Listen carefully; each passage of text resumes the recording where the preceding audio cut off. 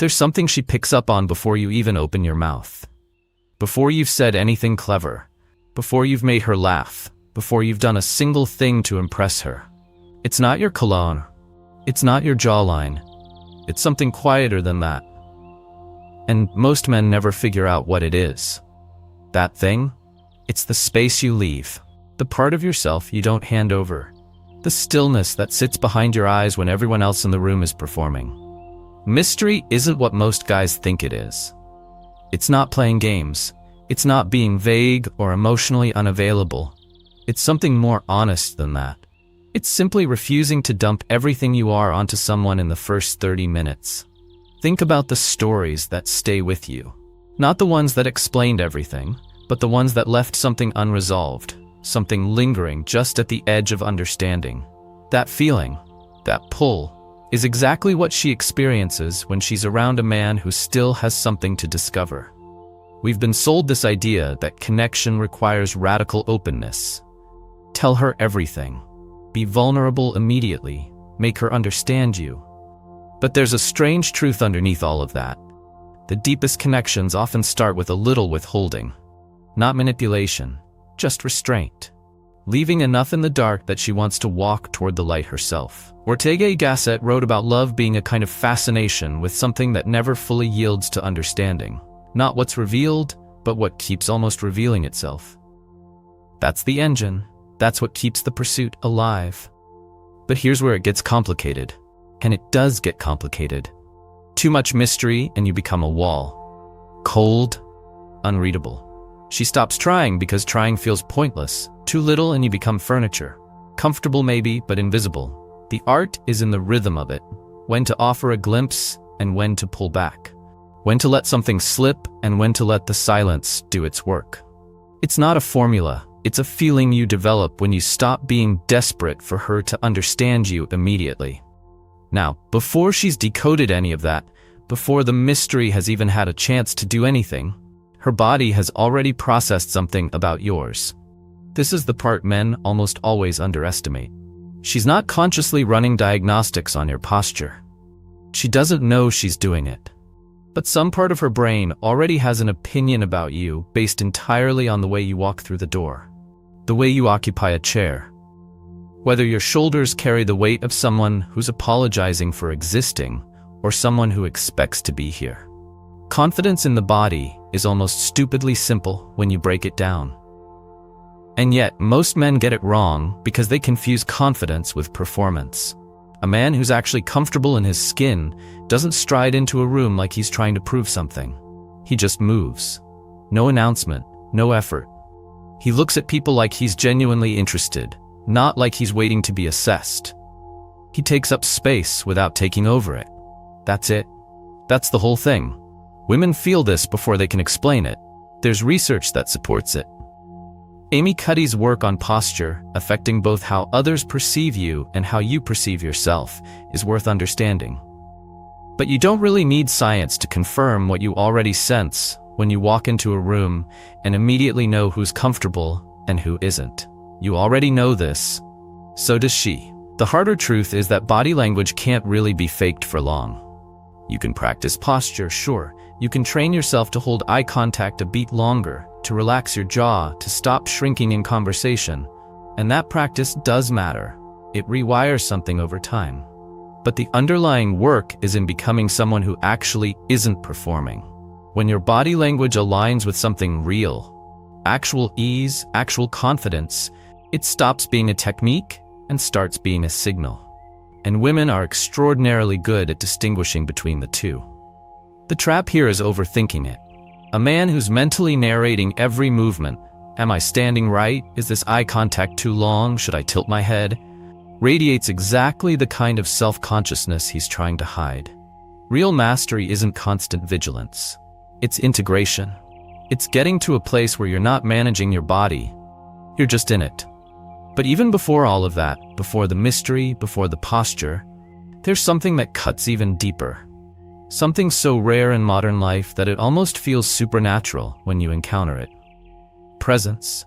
Not just being physically in the room. Actual, undiluted attention. The experience of being with someone who isn't half somewhere else. not mentally composing their response, not stealing glances at their phone, not already thinking about how the interaction will end. Just here, with you, fully. This is almost shockingly uncommon now. We've normalized a kind of constant partial engagement where nobody is ever really anywhere they are. Which means the man who actually shows up, who looks at her like she's the most interesting thing in the room and means it, creates an effect that's hard to describe and almost impossible to resist. It's not about intensity. You don't need to stare at her like you're trying to see through to her soul. It's about removing distraction. It's about genuinely giving a damn what she's saying right now, not just waiting for a gap to insert yourself. When a woman feels that, when she feels like she's being truly absorbed rather than just entertained, something in her shifts. She becomes more herself. She relaxes. And relaxed, genuine people are far more interesting than guarded, performing ones. The philosophical tradition that maps most closely onto this is Zen, specifically the practice of being so entirely in the moment that the moment is all there is. No anticipation, no processing the past, just this. It sounds abstract until you actually experience being around someone who embodies it. Then it sounds like the most obvious thing in the world. The contradiction worth sitting with: you can't perform presence. The moment you're trying to appear present, you aren't, which means the path to it runs directly through actually caring about the person, about the conversation, about the moment. There's no shortcut. The good news is that when it's real, she feels it. And when she feels it, everything else becomes secondary. Now here's something most men completely miss. Silence is one of the most powerful things you can do. Not silence as avoidance, not shutting down or going cold, but the deliberate, comfortable use of not filling every moment with sound. The pause before you answer, the space after a good joke lands, the moment where you let something she said actually sit between you instead of immediately burying it with your response. We've been conditioned to fear silence in social interaction. A lull feels like failure, like disconnection, and so we rush to fill it with words, with humor, with questions, with anything. And in doing so, we disrupt something that was building naturally. Nietzsche, oddly enough, had something useful to say about this. In Beyond Good and Evil, he suggested that true depth isn't found in constant expression, but in the willingness to withhold, to let the space exist and see what grows in it. In the context of attraction, that insight lands hard. The man who can be quiet, who doesn't need to fill the air to feel secure in the conversation, communicates something that no speech can quite replicate. He communicates that he's at ease, that he's not seeking approval, that he trusts the silence. She'll fill it sometimes, and that's fine. Let her. The thoughts people offer into silence are often more honest than anything they'd say in the middle of a flowing conversation. Silence invites honesty. It creates a little pressure that's not unpleasant, more like the tension before something good happens.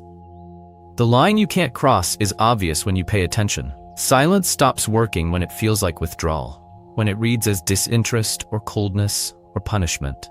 Used right, it's an invitation. Used wrong, it's a wall.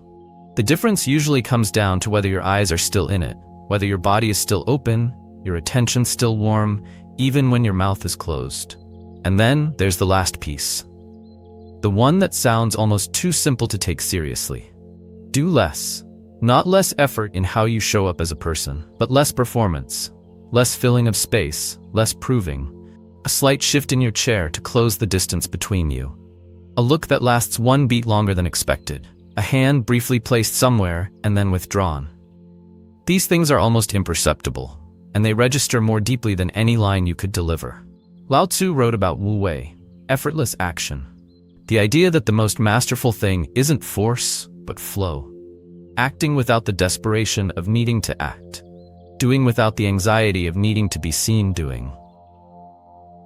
In seduction, this principle lands somewhere visceral. The man who doesn't need to announce himself, who doesn't need to be the loudest or the most impressive or the most obviously trying, who simply moves through the interaction like he belongs in it, because he knows he does. Scarcity matters here. When everything is available, nothing is precious. When a man doesn't pepper someone with compliments, the one he does give lands like a stone. When a man doesn't reach out constantly, The moment he does reach matters. The restraint is what gives the gesture weight. The thing we fear, that if we don't do more, we'll be overlooked, is almost perfectly backwards. Over-effort reads as insecurity. It reads as someone who doesn't believe they're enough just as they are. And she picks that up. Not consciously, maybe, but she does. The whole architecture of what's been laid out here. Mystery, body language, presence, silence, simplicity. All of it points toward the same thing. Not a set of techniques to perform, not a mask to put on, but a particular way of being that's rooted in genuine ease. In actually knowing your own worth without needing constant confirmation of it.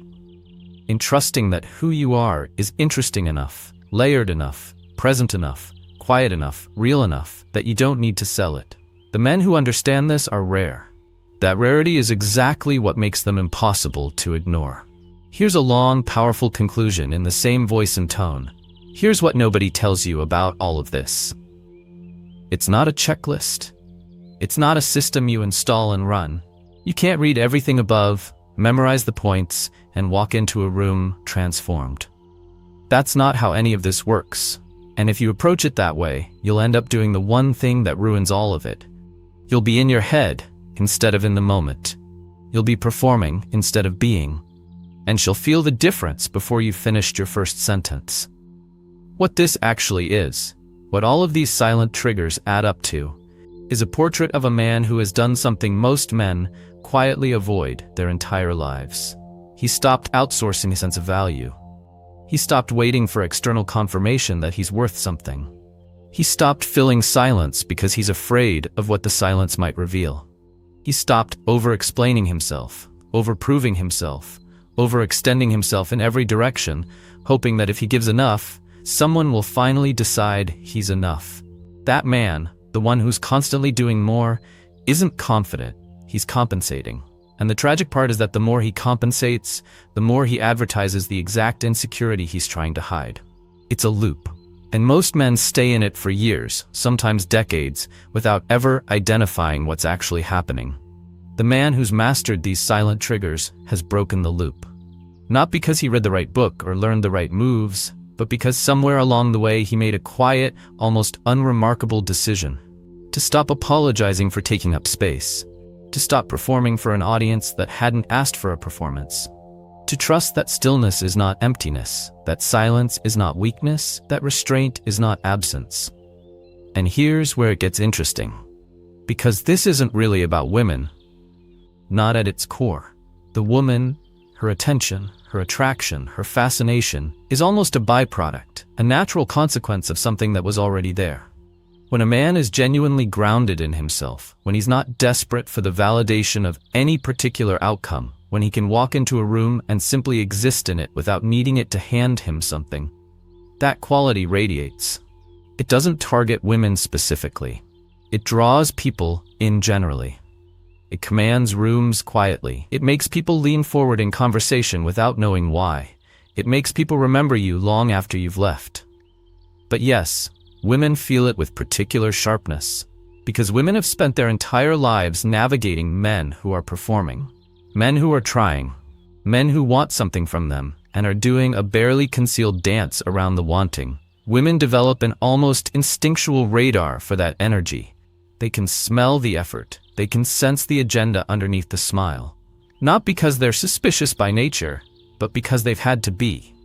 Because the alternative, missing those signals, has historically cost them.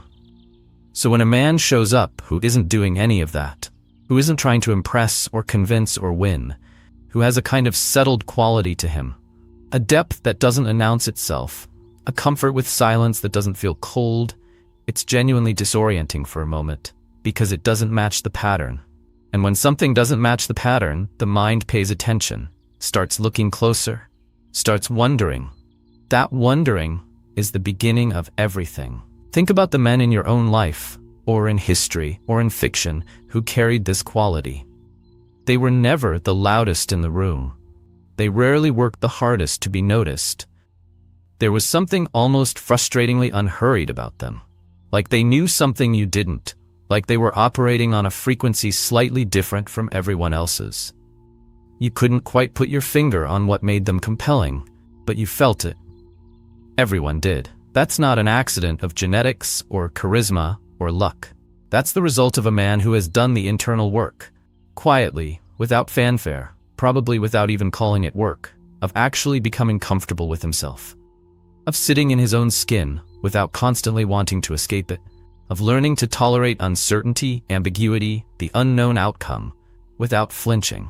That tolerance for the unresolved, that ability to let things be what they are without forcing them into something more manageable, is the foundation of every single trigger we've talked about. Mystery requires that you can tolerate not being fully understood. Body language requires that you've stopped being at war with your own body. Presence requires that you've made peace with the moment you're actually in, instead of the moment you wish you were in. Silence requires that your worth isn't suspended on whether the next few seconds go well. Simplicity requires that you've stopped believing that more effort equals more value. None of these things are technically difficult. They don't require unusual intelligence or physical gifts or a particular background. They require something rarer and more demanding than any of that. The willingness to look honestly at the ways you've been performing, and to stop, to actually stop, not to replace the performance with a better performance, but to step out of the theater entirely and just be a person. A specific, layered, complex, occasionally contradictory, fully inhabited person. That's what she's looking for. Not perfection, not an optimized presentation of desirability, not a man who has studied attraction and now deploys its principles with tactical precision. She's looking for someone real, someone who doesn't need her approval to feel complete, but who genuinely wants her company. Someone whose attention, when it lands on her, feels like it means something, because it isn't given automatically to everyone, because it isn't desperate, because it comes from a place of actual choice rather than need. There's something almost old-fashioned about all of this when you strip it down to its bones. Before the self-help industry turned attraction into a series of techniques, before the internet turned dating into a performance sport, before men started optimizing their personalities the way they optimize their LinkedIn profiles, there were just men who were present, men who listened, men who had enough going on inside them that they didn't need to constantly export it outward. Men who understood that the deepest form of attraction isn't manufactured. It's revealed. You reveal it by getting out of your own way. That's the whole game. Not louder, not more, not harder, quieter, stiller, more real, more willing to occupy the moment you're in rather than the one you're staging for someone else's benefit. The silent triggers are silent for a reason. Because the most powerful things rarely announce themselves. They don't need to. They just are. And the people with the sensitivity to feel them will always find their way toward them, almost without knowing why. Be that, not as a strategy, as a decision about the kind of man you want to actually be. Everything else follows from there.